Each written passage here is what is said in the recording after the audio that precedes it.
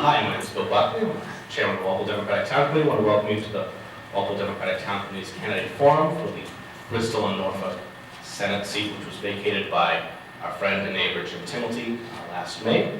I just want to introduce our moderator. We went outside of the district to Norwood to get Jack Taylor, who's a longtime life member of the Norwood Democratic Town Committee. He's their vice chair, acting chair, as our dear friend Jimmy Gary, the chair, is recovering from an industrial accident. Jack's a longtime member of the Norwood Personnel Board, as well as the town meeting, and he was a star Norwood hockey player as well, which we won't hold against tonight. That being said, I'm going to turn it right over to Jack, and thanks, Jack. Thanks, Bill. Good evening, ladies and gentlemen. This is a forum, the Bristol Norfolk County Forum for the election 9/17/17. Correct, Emma? 19. 9/19. I was like, wait a minute. The general is 10/17, but 9/19. 9/19 is the election we want to worry about now. So how this is gonna work? I'm gonna get a hat box and make sure when you submit your questions in the hat box, you print out the questions neatly so I can read them. If there are any questions that are a little off center, then I will determine not to read them. So we want to make sure we're all Democrats here, and we're all polite, and this is a forum to understand how our candidates appear and going to be voting and acting in our favor. So what we're going to do is start off with a short introduction by both candidates. Then we'll get the hat box. I will ask questions of one and then the other, the same question. And then I'll alternate back and forth. I ask one question and then another question and I'll switch. At the end there'll be a closing argument and I'll read a little something on a fundraiser that's coming up for the Democratic Party. With that, may I have the hat box? That was the signal for the hat box. Any more questions? Last question?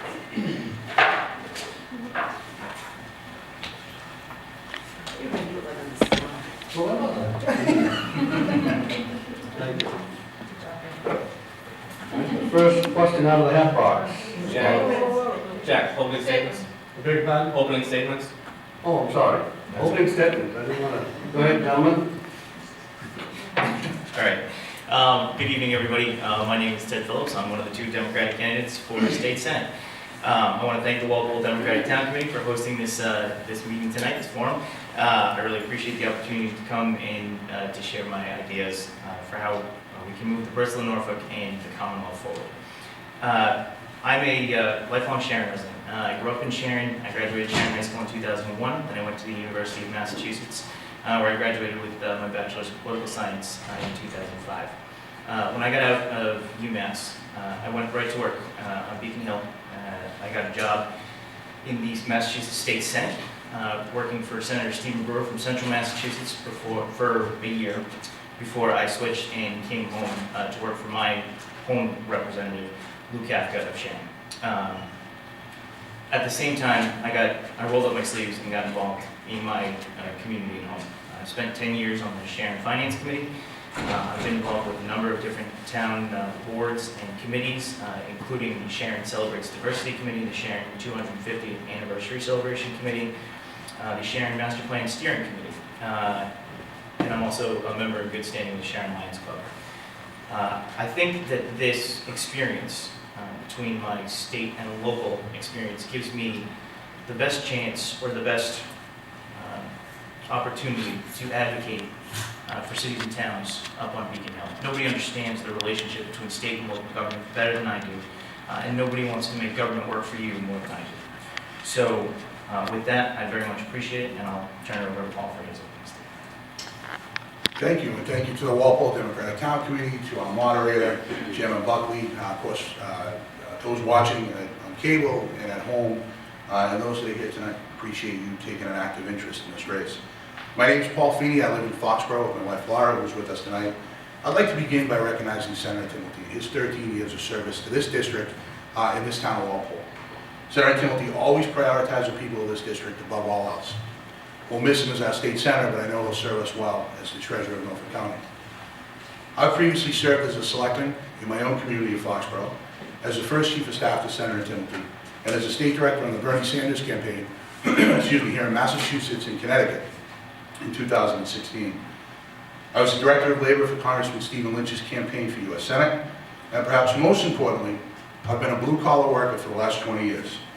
My job as a technician with the telephone company has afforded me the opportunity to serve as the legislative director of my union, Local 2322 of the IBEW. And it really has offered me an insight into what works in the Massachusetts legislature and certainly what doesn't work. I'm running for Senate because I believe, especially in light of politics recently, that we can do better. From the soccer fields of Walpole to the Girl Scout meetings of Mansfield, the veteran halls of Attleboro, the people and families of this district are salt of the earth, and they deserve a senator that fights for them above all else. Whether it's families that are feeling the squeeze of stagnant wages and escalating child care costs, millennials that are facing a lifetime of college debt, seniors that are on a fixed income and can't afford their medicines, people caught in the grip of addiction with limited places to turn for help, women who deserve equal pay and unfettered access to the health care of their own choice, members of the LGBTQ community that want to feel safe in their own neighborhoods, small business owners who want to grow their business but worry about the escalating costs of health care, the teacher that is educating our next generation with little resources, or your average everyday taxpayer that's trying to do more with less and expects to retire with dignity. We all deserve a senator that has shown a lifetime of advocacy and passion, a senator that will never compromise his values, but will always seek cooperation. I hope you see those qualities in me. I've spent a lifetime fighting for people. I believe I have the experience, the local, state, and federal government that makes me best positioned to fight for you and your families in the State House. I ask for your vote on Tuesday, September 19th. I look forward to discussing these issues in detail with my opponent, Ted, and I'll guarantee that the next senator is standing at one of these podiums tonight. Thank you. Thank you, gentlemen. Now we'll start with the questions. I'll ask Mr. Feeney, question first. Where do you stand on small businesses? All right. So I mentioned my wife Laura is here with me tonight. For years, when she got out of college, she got into the child care field. And she worked for large centers. She worked for family child cares, and she came to me a few years back and said, you know, I think it's time that I go off on my own and start a small business. She wanted to do child care in our home. She supported me my entire life. I said, well, if there's anybody that can do it, it's you. And certainly we felt the sting of trying to get the necessary capital to start up. We felt the sting of trying to figure out how big the business was going to be, whether or not we could afford to bring in extra personnel, how we were going to pay the bills going forward. And it's a rocky road for a couple of years for any small business, there's no doubt about it. I'm a big supporter of small business. I've spent my life working for a global corporation that I think takes advantage of tax code that small businesses don't have the availability to do. Small businesses are faced with escalating costs in fees and regulations and in healthcare and benefits. We need to do everything we can to prioritize small business, close corporate tax loopholes so that those global corporations are paying their fair share so that small businesses can flourish in our district. Where do you stand on small business? I'm for them.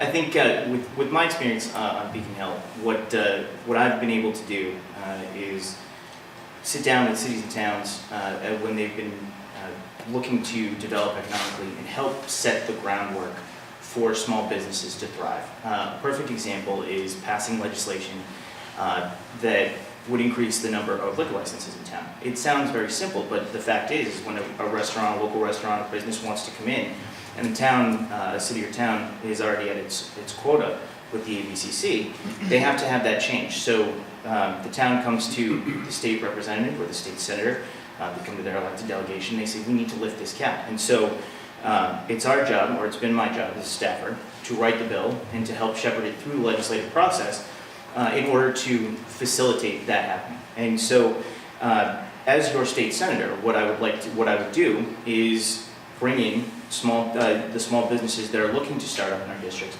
find those economic development zones with potential, and figure out what resources that they need in order to start up. I think it's important to also be mindful of the fact that there are quite a few burdens on small businesses, and we need to relieve them wherever we can. But for me, it's a case-by-case basis. It's figuring out ways to create the right form of economic development areas in these cities and towns that fit in these cities and towns that will allow small businesses to thrive where they choose to start. Thank you. Mr. Phillips, Yes, sir. how do you stand in regards to the proposed commuter rail service to Gillette Stadium? So I am opposed. I have been opposed to this since 2011 when working as a staffer for Representative Lou Kafka. This project was originally floated by the MBTA. I don't think it makes any sense for taxpayers to be funding it. It's going to lose $750,000 in its first year. That's after the $200,000 offset that Mr. Kraft is going to pay for on the line. I also think that the effects that it has on the neighborhood of South Walpole in particular are incredibly bad. There are a lot of safety upgrades that South Walpole residents brought to the MBTA about the safety of their grade crossings, the issues that they will see when commuter rail trains come through at 40 miles an hour instead of 10 miles an hour, which is what the current Patriots train comes through at right now. All of these issues that were raised were then ignored by the MBTA. And so I was very, very disappointed when they decided to greenlight the pilot program. Like I said, I don't think it makes sense from a taxpayer level. I don't think it makes sense from a safety level.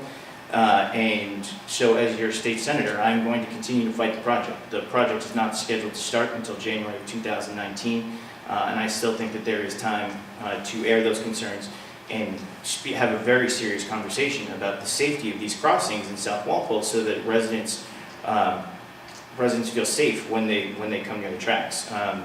It's unacceptable to me to have this project greenlit. I don't think it represented good judgment on behalf of the MBTA, and so I remain opposed to it. Mr. Feeney? So I support the project in principle. I was served on the Patriot Place Review Committee, which was the initial committee that looked at the proposals before Patriot Place was even built. And one of the things we talked about is citing Patriot Place where it was because we needed an economic generator in the region. We needed something to drive revenue up on Route 1 in a place that had limited effect on neighbors. Of course, any development's going to have an effect on neighborhoods, including mine. I live right behind the project. But that we needed an economic generator up on Route 1. That part of Route 1 became Siberia. You drive down and you had the stadium and nothing around it. So when Patriot Place came to the town of Foxboro, we knew that we needed to grow. We needed to grow, we needed to make some difficult decisions. At the same time, mitigate some of the difficulties.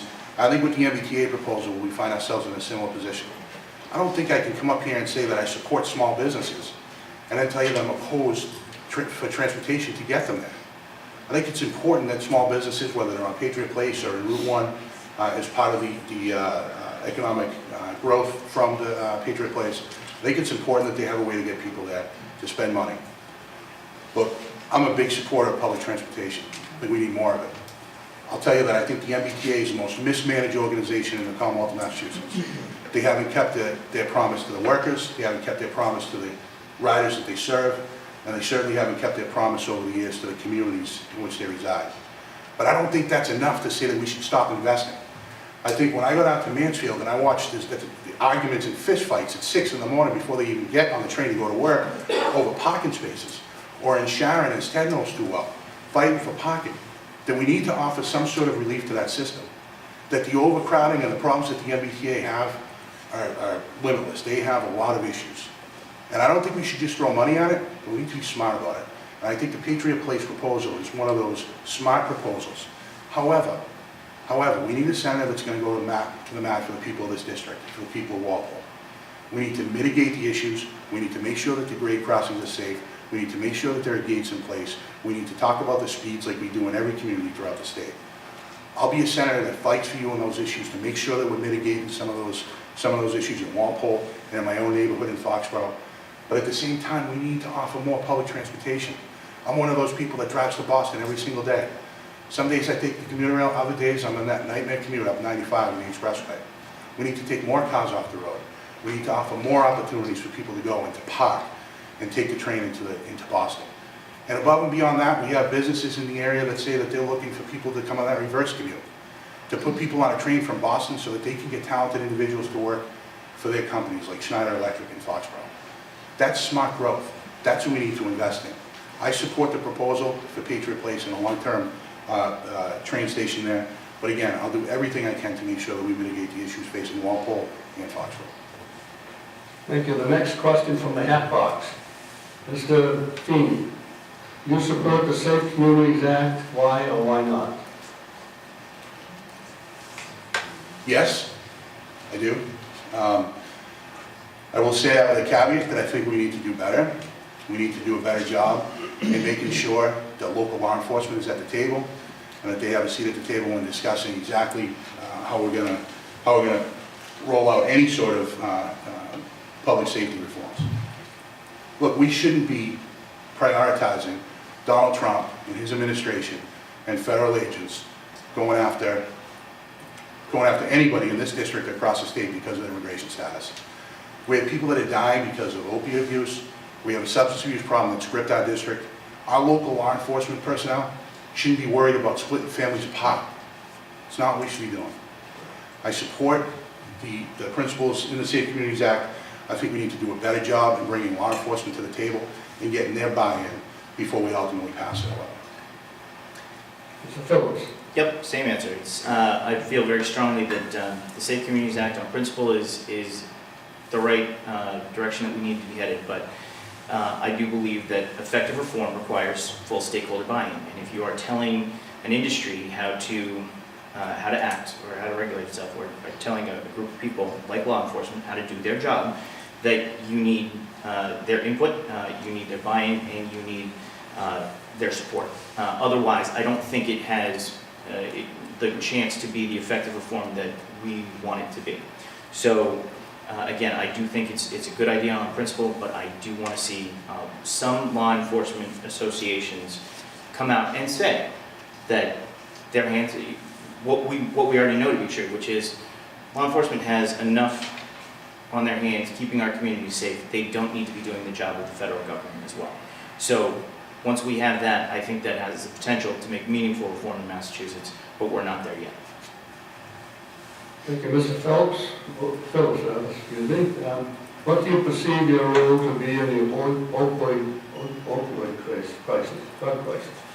It's a great question. From the audience, not me. No, it's, yep. The opioid abuse crisis is obviously something we're still in the midst of and something that we still need significant work on. We're off to a good start in 2017. We had 53 fewer deaths over the first 6 months, which is a 5% decrease over the first 6 months of last year. That's a good start, but it's not enough. We need to see a more precipitous drop in the amount of people that we are losing to this epidemic. And so it is my belief that we need to continually bring in, as senators, we need to bring in our frontline personnel, our healthcare officials, our public safety officials, to understand what they are seeing on the front lines and direct the resources to where they believe that they need to go. We've enacted some very good reforms over the past few years in, again, starting to bend this curve. But we can do more, and we need to understand which programs are working and make sure that those get the resources, and which programs aren't working but were well intended, and take the resources away from that and get them to where they need to be.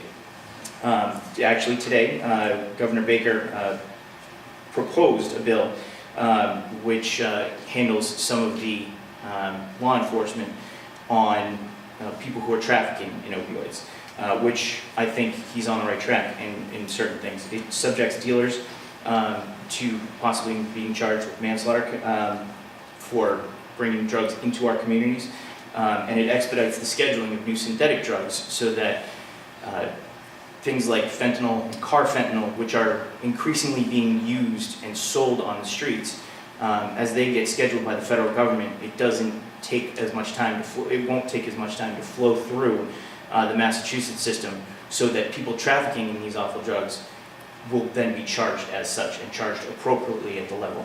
So this is a law enforcement solution that will crack down on some of the drugs that are flowing into our community. So I think we need to do more in terms of getting people to treatment. I think that healthcare insurance companies can go further in terms of what we mandate that they cover for treatment. Right now, it's only 14 days in an inpatient treatment center, and I don't think that that's enough, quite frankly, for people to start turning their lives around. We see an awful lot of people who go into these treatment centers for 14 days. They go in using heroin and other drugs at they've built up a certain tolerance level in their system. And unfortunately, after 14 days, their tolerance level drops. They come out, and if they haven't committed themselves to reform and committed themselves to treatment and trying to get better, and they go back to using at a higher at that higher level that they came in at, the potential for fatal overdose is exponentially increased, and that's where we're seeing major problems. So I think that the health insurance companies can go further. I think we can give more tools to law enforcement. I think that there is a lot that we can still do in the Massachusetts Senate to help bring about an end to this crisis, which we desperately need. Thank you, Mr. Feeney. Thank you. I'm glad this question came up. It's certainly a priority of mine, and I know Ted's as well. But this isn't just about numbers. It's not just about statistics. For me, this isn't an abstract theory. I've seen the grip, as most of us probably in this room have, of opiate addiction and substance abuse throughout our communities and our families and with our friends. One of the worst wakes Lauren and I ever attended was one of a 22-year-old son of a friend of mine who grew up normal, had a great family, caught himself in an addiction crisis and passed away from this district. As the workplace representative of my co-workers, I've taken that long drive down to Gosnell Treatment Center down the Cape far too often to try and seek treatment for friends of mine, co-workers of mine, that I never thought would be caught in the grip of addiction, but found themselves in a rough place. It has to be a priority not only for the two of us standing up here that are running for office, but for everybody in that building, for everybody in the legislature. We have to play a little bit of defense and defend against some cuts. I'm glad to see the governor came out today with some reforms. I know previously he had cut programs, or at least tried to cut programs with some of the frontline workers, the people that are working with those that find themselves in an addiction crisis. Look, we need to do more. I think we need to mandate that insurance companies cover long-term treatment. Those same folks that are brought down to Gosnell for treatment are out in 5 days, 7 days. They spin dry them and then they're back out in a dangerous habit. We need to do more to make sure that the insurance companies are providing coverage for long-term treatment. We need to make sure that we do everything we can to increase the amount of beds. I've been on the phone late nights a lot of times trying to find beds for people. Whether or not they have good insurance, it seems like we just don't have enough treatment centers available for people nowadays. We're doing better this year, but this weekend and this past week, anecdotally from what I've heard from law enforcement in the district, has been deadly. Fentanyl is out there on the streets. It's a dangerous epidemic. We need to make sure that we're giving law enforcement all the tools that they need, the frontline workers all the tools that they need, and we need to educate people that are working with our youth to identify students and young people that are most at risk. Students that are playing, like young athletes at the Pop Warner fields, the soccer fields, people that are working with them every day, whether they're teachers, coaches, mentors. We need to make sure that we give them the resources to identify those that are most at risk and that we're intervening early so that it doesn't get to a deadly situation. So as your next senator, I'll do everything I can to make sure that we're mandating that the insurance companies cover long-term treatment, that we increase the amount of beds here in Massachusetts and regionally, and that we do more to fund the programs for the frontline workers that are working with those that are addicted and those that are most at risk. Thank you, gentlemen. I'd like to step out of my moderator's role just for a second and let you know that I lost my 26-year-old grandson to heroin in March. So what they both said is so true about the treatment centers, about the washing machine aspect of it. In fact, his picture was in People magazine that some of you may have seen of young people that have passed away throughout the country to this terrible scourge that we have in our country. Thank you, gentlemen. Mr. Feeney, what is one specific policy you support to improve affordable housing access in Massachusetts? All right, so affordable housing is very complex, very nuanced, obviously because we haven't done a whole heck of a lot to improve it here in Massachusetts. I think it needs a comprehensive look. We need to adopt comprehensive reforms. Last year, I believe the Senate passed a comprehensive bill to look at zoning, which was so antiquated throughout a lot of our communities. It's a nuanced issue because there's a lot of moving parts to it. I think we need to loosen some of the restrictive zoning that we see in a lot of different communities. The state can help do that. The state can mandate that, so that we're making it easier to increase our housing stock. Certainly, if you just graduated college now in Massachusetts, you get yourself a degree, you stay here in Massachusetts, you want to live here in Massachusetts and raise a family, there's no affordable housing for you. And I don't mean affordable as in subsidized, I mean actual middle-class housing. There's not enough of it. And there's not enough of it because even in a district like this, we see this sprawl, right? We see sprawl where we're building on large lots, and we're not building the housing stock that we need to be able to house not only young people that are probably going back and living with their parents, not only elderly folks that are probably going back and living with their kids, but middle-class folks that want to build their neighborhoods and raise a family in this district. There's just not enough housing to be able to do that affordably.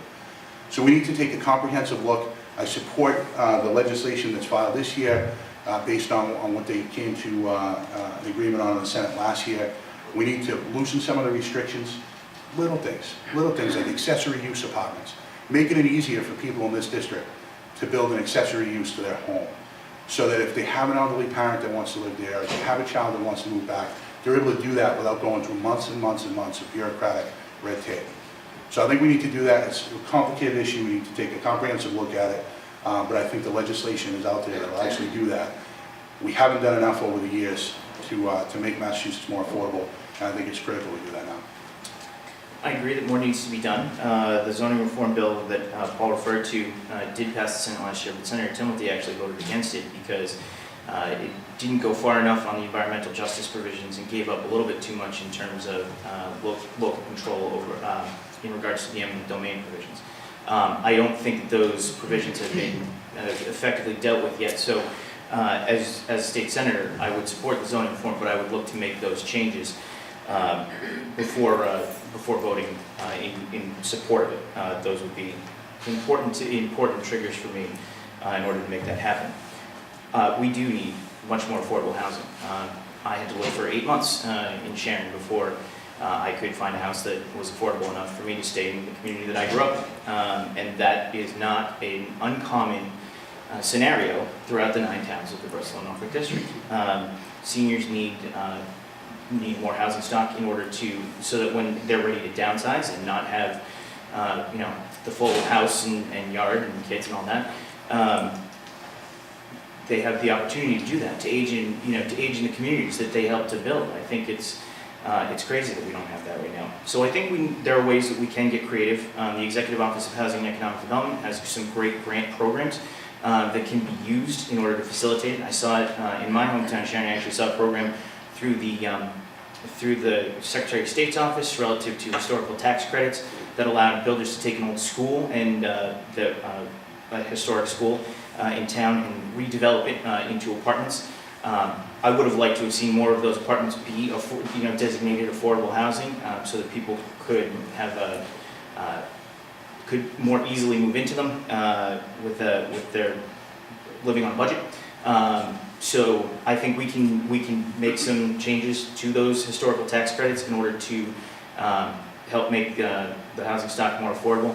And like I said, there are other grant programs that I think would assist in getting us to where we need to be so that we can have affordable housing stock in our cities and towns. It's just so important because people ought to be able to move to where they want to move to, but stay in communities that they grew up in or stay in communities that they've lived in for the better part of their lives. I just don't think that that's fair for them to have to leave. So. Okay, next question. Mr. Phillips. What specific plans you have to reduce our waste? Our waste. Our waste. It's a great question. I don't have specific plans. This is, this is an answer that, this is a question where I know that we've got a growing trash problem. Right now we burn it in southeastern Massachusetts. And we need to be coming up with better, more environmentally friendly solutions. But I'm not an expert in this field. So it would be my policy would be to bring in the experts who know something a lot more about this than I do. And hopefully craft good pieces of legislation that would be able to achieve what we're looking for, which is to say more environmentally friendly ways to reduce waste without causing economic hardship. I know what my trash bill is in Sharon. I think it's around $60 a quarter, and so that's also creeping up. Different cities and towns have different plans based on their municipal waste system. So I want to do it in a way that doesn't put the crunch on our local taxpayers, but can be as environmentally friendly as possible. Mr. Feeney? Thank you. Great question. I don't know a whole heck of a lot about waste. What I will tell you though is that I know in our own household, as we saw the trash bills going up, I know there's some people from Foxboro here. We went through this period where the trash bills were going up, and we used to have to buy tags for our bags, and it started to change the behavior a little bit of folks. When the bills started going up, people started recycling more, single stream recycling. So we fought for that in our community. We actually, in Foxboro, we did a great job. I remember being on the Board of Selectmen, and we started trying to almost compete with other communities across the Commonwealth to see who could offer more in the way of single stream recycling and incentivize people. Now, unfortunately, I think the incentive was that things got too expensive. Things got more expensive for people to throw away their trash, so we found other ways. And I think we need to do that. And I'm certainly not an expert in waste management, but I will do everything I can to make sure that we're cutting down our waste, that we're doing more recycling, and that we're doing it in an environmentally responsible way. I think that's important. I think we all need to do a little bit more. We can incentivize communities, we can incentivize people, we can incentivize corporations to reduce their waste, recycle more. And I think, kill two birds with one stone. I look at it similar to carbon pricing. We want to start to reduce the amount of carbon being used. So what do? You put a fee on it, you put a price on it, you change people's behavior. And I think that's what we need to get to when we're talking about reducing our waste. Thank you, Mr. Feeney. Seniors on fixed income are bearing the brunt of local taxes with towns like Walpole raising taxes 2.5% every year. How will you help them? It's a great question, and I think we're seeing it here in Walpole, we're seeing it throughout the district. Look, and Ted said it earlier, when seniors build a neighborhood, build a community, they should be able to stay there. If they've invested their entire lives in a certain neighborhood, in a certain community, we should make it easier for them to be able to afford it. I agree that seniors on a fixed income have a lot of different pressures on them. Local taxes shouldn't be one of them. We should do everything we can to increase the circuit tax, the tax breaker, so that we are offering them additional credits. Look, in Foxboro, we just saw an inventive program. Obviously, in every community, seniors are able to work off some of their tax bills. And in Foxboro, we just identified a new way for them to do that by working in our new town hall, by putting in hours at our town hall as greeters and as folks to kind of help them through, navigate the bureaucracy, and they're able to work off some of the taxes. We need to do more of that. We need to increase the circuit breaker tax credit for seniors. And at the same time, we need to do more in the Massachusetts Senate to make sure that those people that we're fighting for, those seniors that we're fighting for, that they're able to afford their health care and their medication.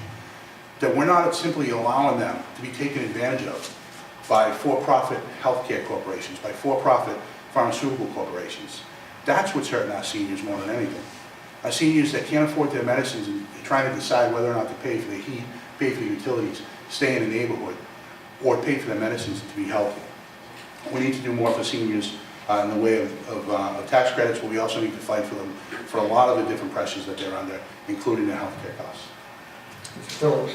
Yes, I too support increasing the senior circuit breaker tax credits. The property tax work-off program that Paul referred to is definitely an area where we can make improvements. Right now, the current system is that Massachusetts, the state legislature sets the maximum rate of how much you can work off. And what cities and towns do is they have an option of going up to somewhere in between or up to that ceiling. And so, as a state senator, what I would like to do is raise that ceiling and give cities and towns the opportunity to be able to choose to move to that higher rate. I would then go back into my towns and encourage them to do so, because I think that that is a smart and effective way for seniors to be able to work off some of these property tax increases that we've seen coming down the pike recently. As I said, seniors need to be able to age in place, and so making sure that there's safe and affordable housing for them is going to be a priority of mine. I feel very, I feel very strongly that they should be able to age in the homes that they built. I mean, this is one of those things where this goes to our sense of community and who we are. One of the great things about our communities in New England is, quite frankly, our elders, and we don't value them enough as much as we should. And we can find better ways. There are better ways where government can step in and make their lives a little bit easier so that they can continue to contribute with the respect that they deserve. So that's how I'd like to help. Thank you. Next question. Mr. Phillips? State budget is $40 billion. Mass health is now makes up approximately 40% of the state budget. How do you contain this expanding percentage? Well, it's a very timely question. The Massachusetts State Senate actually just had their third working group session headed by Senator Jim Welch of the Healthcare Finance Committee.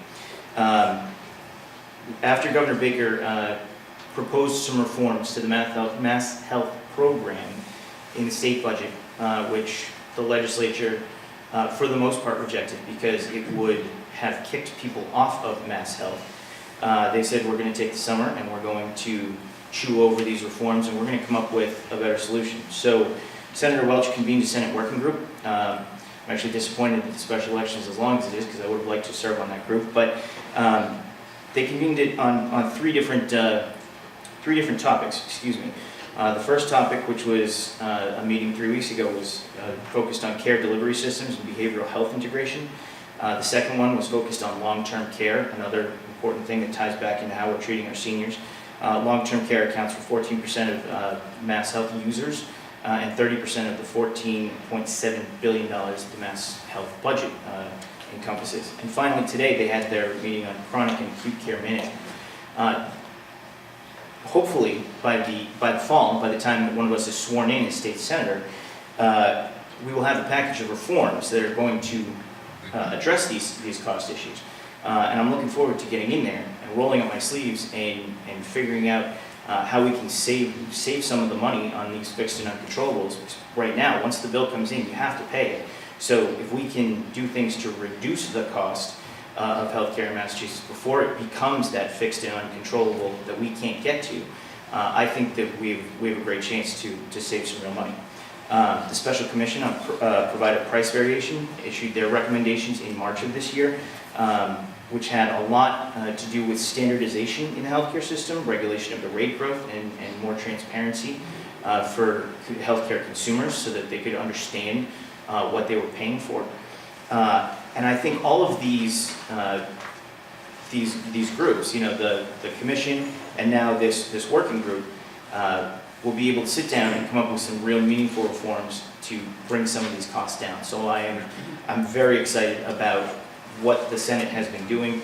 I'd like to be a part of that so that we can start bringing down that 40% fixed and uncontrollable side of the budget, because once you do that, then it frees up opportunities on the discretionary side to be able to increase funding for things like opioid abuse prevention, transportation, and education. Thank you. Mr. Feeney? Thank you. This is the absolute definition of insanity and what we've seen the Massachusetts legislature do for far too long. Our healthcare system is broken. And we're talking about more commissions and talking about kind of nickel and diamond here and there and trying to find solutions to a system that is overwhelmingly broken. It costs too much, it provides too little, it's getting worse.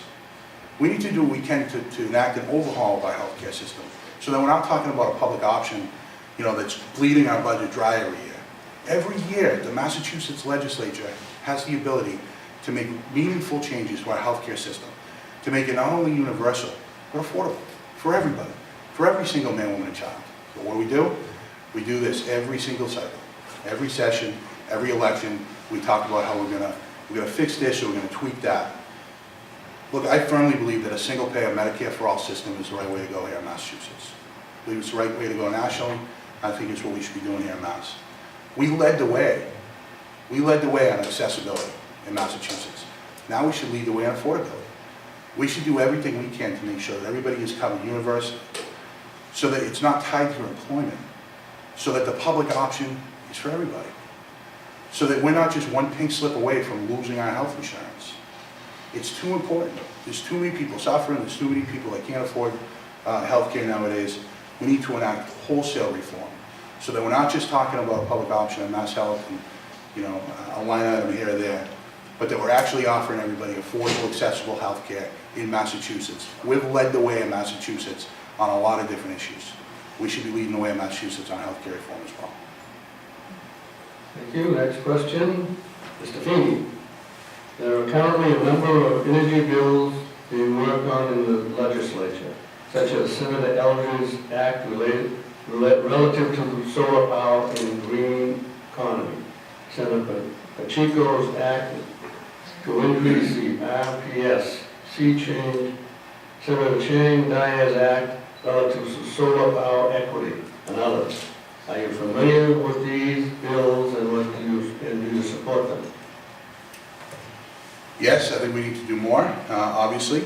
I think Massachusetts, again, just like in healthcare and just like in a lot of different ways, we should be leading the country in this.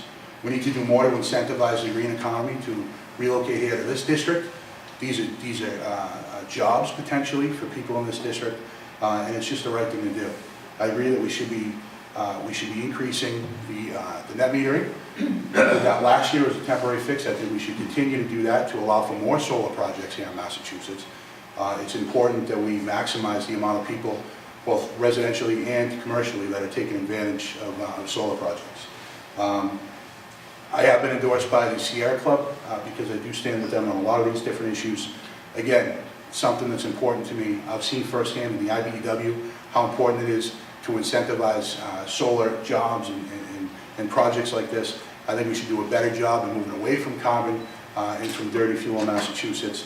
We have offshore wind, we have geothermal, we have solar. There's a lot of different things that we should be doing. We need to incentivize that in Massachusetts, and I'm fully supportive of those programs.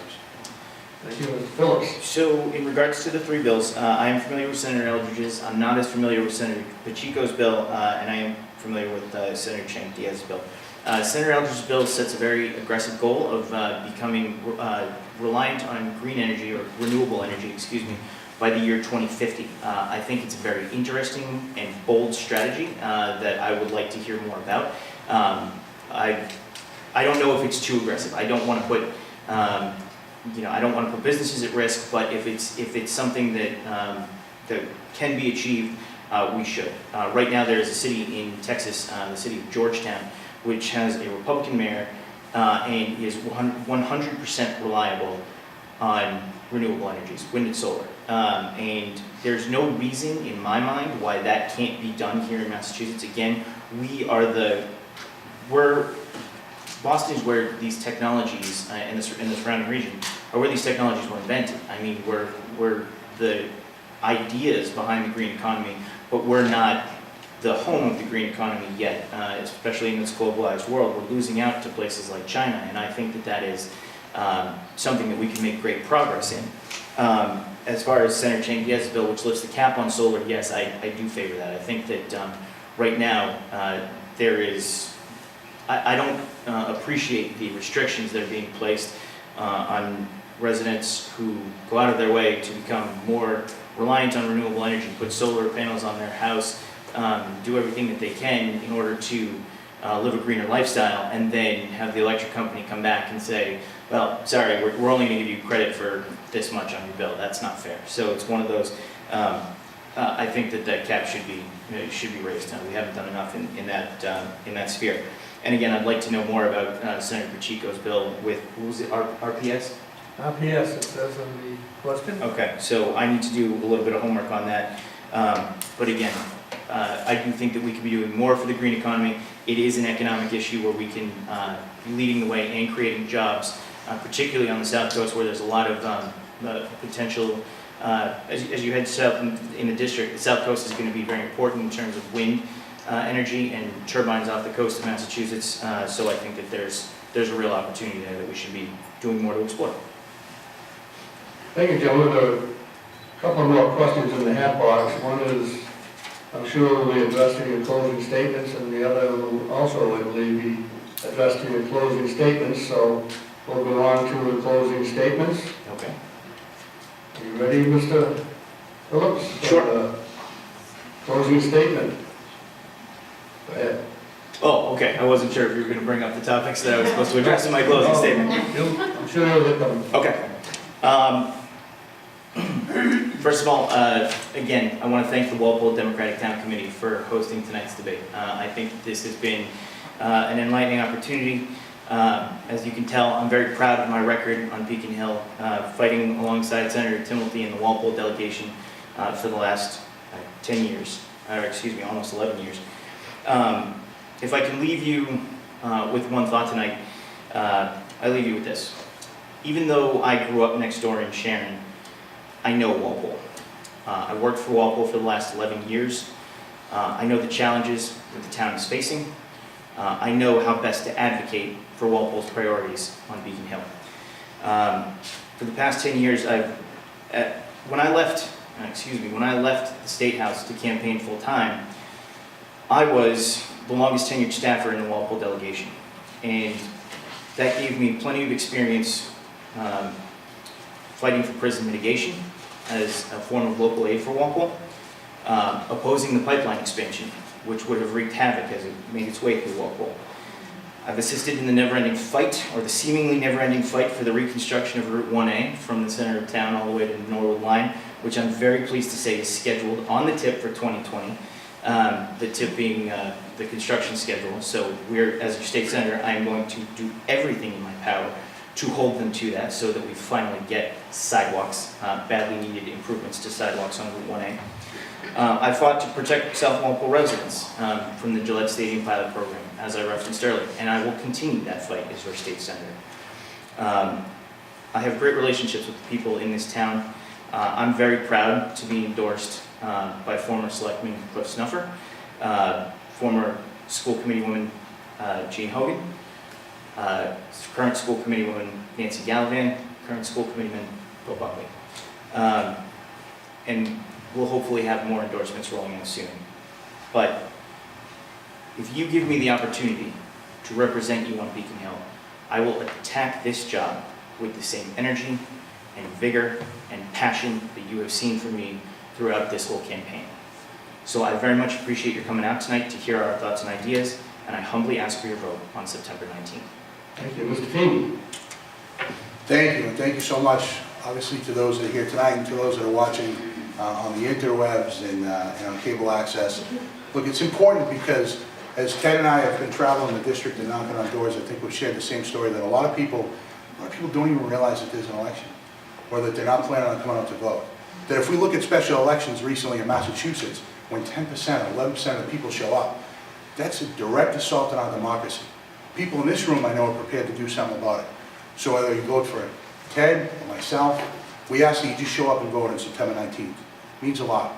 It means a lot because you have two candidates that are standing up here talking about the issues. They're not bringing it down and getting into the divisiveness that we see every single day throughout this country. But they were talking about issues and values. I'm somebody that's fought for these values, these democratic values, my entire life.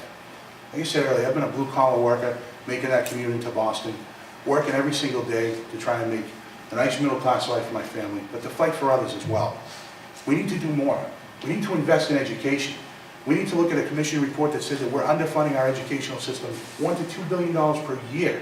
In Massachusetts, that's unconscionable. We need to do better and make sure that we enact Chapter 70 reform to fully fund education. To create a pathway to debt-free college for students that are facing a lifetime of college debt when they graduate school. We need to do everything we can to fight this opiate crisis, which again no community, no family, no city or town is immune to. We need to fight for jobs. We need to fight for jobs that are smart, that don't hurt our environment.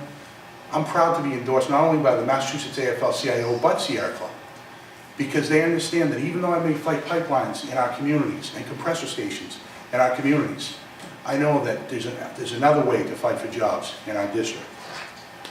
Look, I've fought my entire life. I've stood up against bullies. I've stood up against people that try to take from others, people that try and bully others. I think it's important that we have a senator that knows who they stand up for, who they fight for, and who they represent. Senator Timothy did that for years. I'll do that as your next state senator. And I ask for your vote on Tuesday, September 19th. Thank you. Thank you, gentlemen. I think they deserve a hand.